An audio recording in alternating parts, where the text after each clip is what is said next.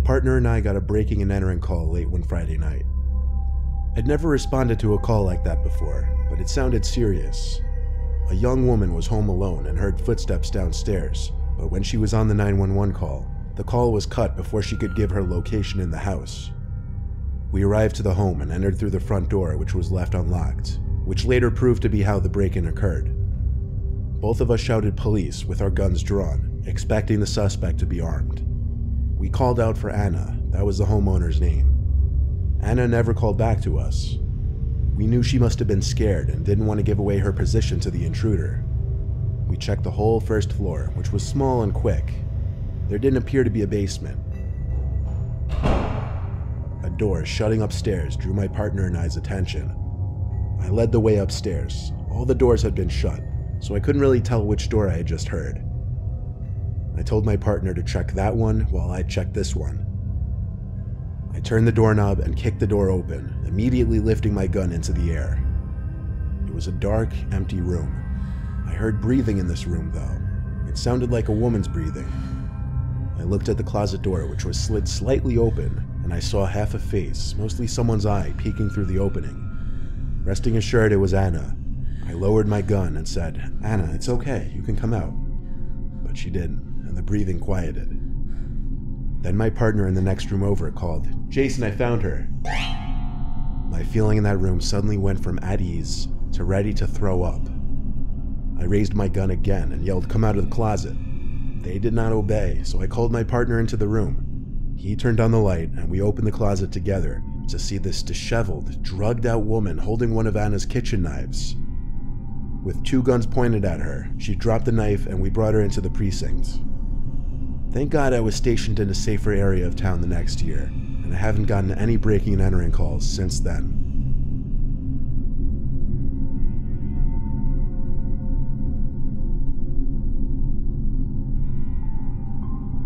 As a state trooper for 15 years, I've experienced my share of close calls and uncomfortable situations.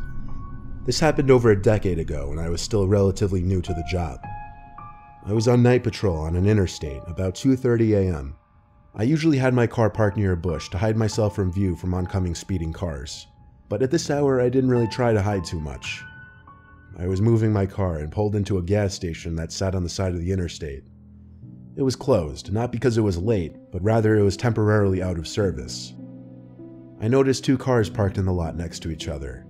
There was nothing immediately suspicious about this, but I kept my eye out just because strange things happen at this hour.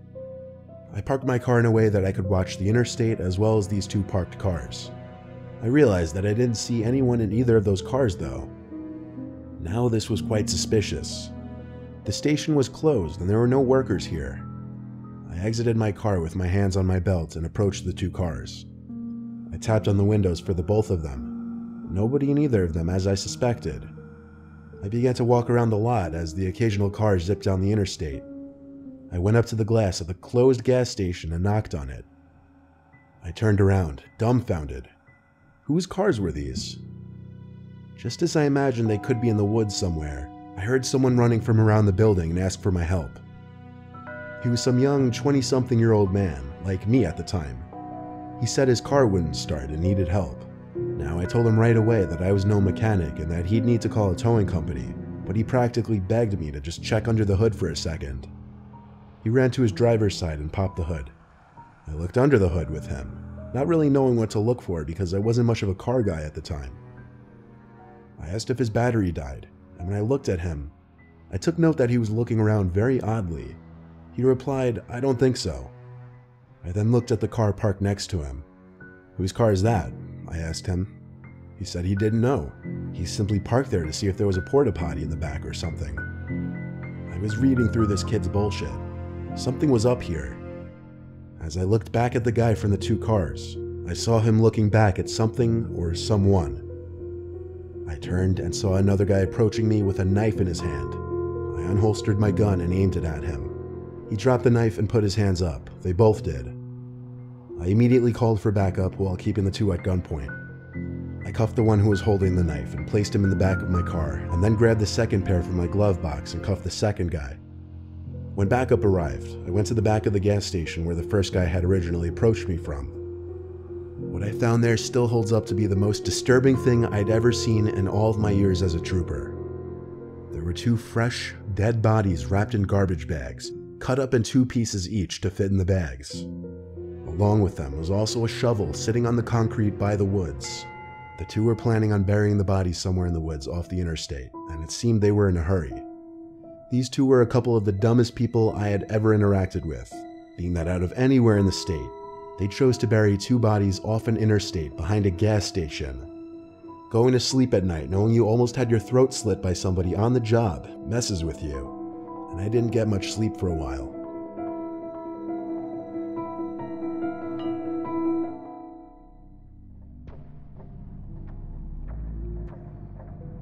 I'm a rookie cop currently working the night shift.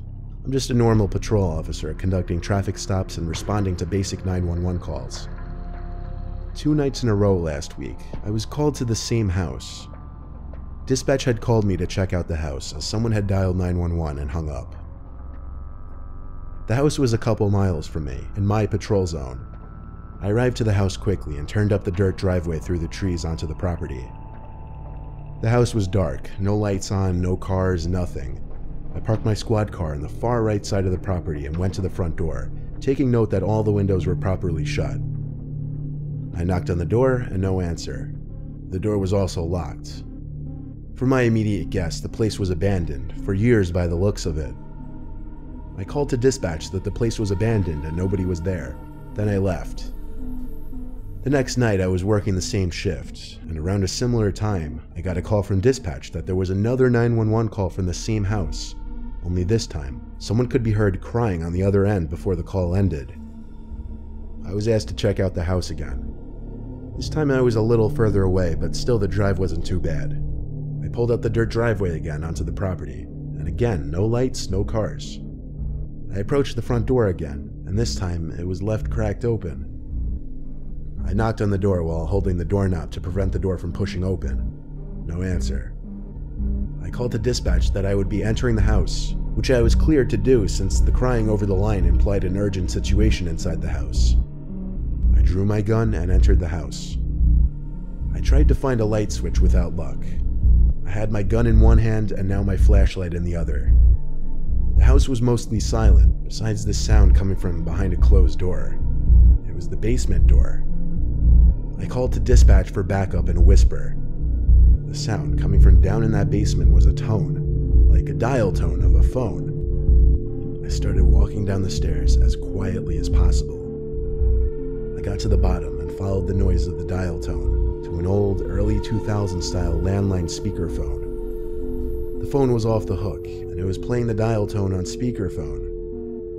I put the phone on the hook to silence the noise. It was almost as if it were planned to happen like this. As soon as the phone hit the hook, I heard a muzzled laughing type noise in a far corner of the basement. I turned around and there was some guy standing opposite me in the basement with his hand over his mouth, and he appeared to be laughing, but it wasn't this genuine laugh. It was more like a sickly, mentally unstable laugh. The guy was holding something in his other hand. I couldn't see what it was at first, but when he raised his hand up to his head, I realized he was holding a revolver. I aimed my gun at him and yelled to drop the weapon. He paused as he had his revolver to his head, apparently about to pull the trigger. So I shot him in the arm twice, causing him to drop the gun. He screamed in pain as I cuffed him and brought him upstairs. I requested a medical team at once. A second squad car pulled up, as did an ambulance a few minutes later. The scariest part about this for me was not that I had to shoot a man in the arm twice, but that I was mere seconds away from seeing a man spray his brains out onto the wall.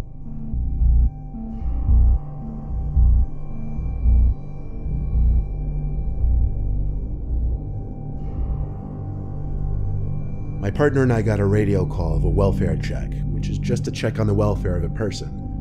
A woman's ex-boyfriend called because he received text from his ex stating that she wished it had never ended and that she could no longer go on without him. We get to the place, knock, pound, etc. No answer. We call the number the ex provided and get an answer and a hang-up, so we hear it from the outside window and know she's in there. We say we're going to break the door down if she doesn't answer. We hear some slurred mess of speech. Door unlocks but doesn't open. We opened the door to find a young woman, wet, naked, pale as hell, and swaying in one spot, her hands bleeding. We call a rescue ambulance, and she's off to the hospital. Now to the creepy part. None of the lights would turn on, so we conduct a safety search and find candles lit in the bedroom and bathroom. On the walls were Bible scriptures written in her blood, and a tub of brown water, the water being mixed with old blood. I don't know how she survived, because that water was dark. She had been sitting in it for approximately 3 to 4 hours.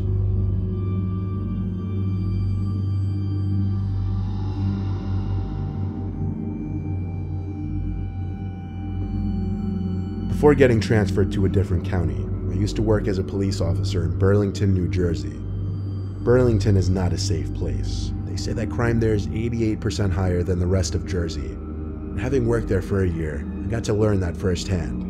Now, there would be a lot of break-ins, robberies, assaults, and after a while you'd get used to those calls. Sometimes you'd get pretty strange, unsettling calls though. This was one of them. Most Burlington locals are familiar with the McNeil Mansion, a long abandoned mansion that sits right on the Delaware River. The home was constructed in 1894 to serve as a residence for Andrew H. McNeil, as well as his wife and 4 daughters. The house had been abandoned and left to decay since 1974 and is now owned by the county. Sometimes there would be kids trespassing on the property to check it out. Sometime past midnight, I was told over the radio by dispatch to investigate the property, as there was a report by a neighboring house that there were some people seen hopping the fence to the property. Upon entering the property, I noticed a light coming from inside one of the upstairs windows. Part of me inside died a little as I realized someone was in there and that it was my job to go in and get them out. I requested backup into my radio and stated I would be entering the mansion to pursue a trespasser. I scanned the outside of the house once more looking for an entry point and found one of the lower windows was smashed open and easily accessible, and that's how I made my way in. Right away, first thing I did was make my presence as a police officer known. I was inside what appeared to once be the living room of the mansion, rubble covering the whole floor. I heard footsteps upstairs. I shouted again, expecting them to come down the stairs. When they didn't, that meant it was my job to come up. I went up the stairway and started walking around. There was no way to hide my steps with all the litter and rubble on the ground. I heard something fall in a nearby room. This is when the worry and fear really started to kick in. At this point, I had my hand on my gun holster ready to react. Though let me tell you, having a gun doesn't make you feel invincible. I shouted again to try and draw out the trespassers from the room. You ever hear that dumb, overused quote, "I didn't sign up for this" in the movies? Well, I was pretty much feeling that exact way. I stepped into the room that I thought was where the noise had echoed from. It was some small, weird room with a bunch of windows with blurred glass film. There was a sliding closet door open about 3/4, so they had to be in there. I took out my pepper spray and gave one more warning that I was a police officer before yanking the closet open fully. It was empty. This made no sense. I looked around the room, and the windows. They looked to an outside deck, and there was someone standing behind one of them. I couldn't see anything about their features other than the outline of their body, but then I realized there were people at the other windows too. The way they were all looking at me through the window film, such a ghostly appearance they gave, like a picture from a kid's horror novel. I found the door to that deck in an adjacent room. When I stepped out, the 3 figures standing at the windows were gone. I didn't see any other way off the deck besides the door I came out through. I saw the flashing lights of a police car through a bunch of trees, parked on the same lot as me. Another officer announced his and his partner's arrival to me over the radio. I met the officers outside the house and pointed up at the deck where I saw 3 people standing. They were creeped out as well when I described how they all just stood there at their own windows looking in. We searched the whole mansion together. I eventually came to a small room with a window on the first floor, and once again, something was outside this window. I had to step closer to figure out if it was a person's head or not. When I got too close, the object lowered below the window. I radioed the other officers to go outside with me. We looked around the whole property and didn't find anyone. We searched for another 10-15 minutes before closing up all the entrances to the house and moving on. The scariest part of this for me was definitely seeing 3 ghost-like silhouettes all standing at their own of the 3 windows to that deck, looking inside at me.